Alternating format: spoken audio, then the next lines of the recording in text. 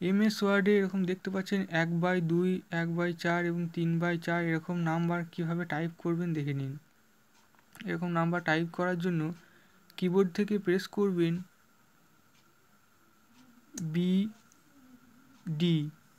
BD type করার পর keyboard থেকে অল্ট এক্স প্রেস করবেন। অল্ট এক্স প্রেস করলে দেখতে পাচ্ছেন 1/2 এরকম চলে এসেছে।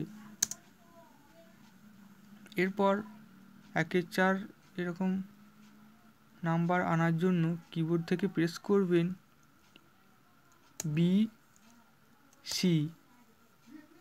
বিসি টাইপ করার পর কিবোর্ড থেকে প্রেস করবেন অল্ট এক্স প্রেস করলে দেখতে পাচ্ছেন 1/4 চলে এসেছে।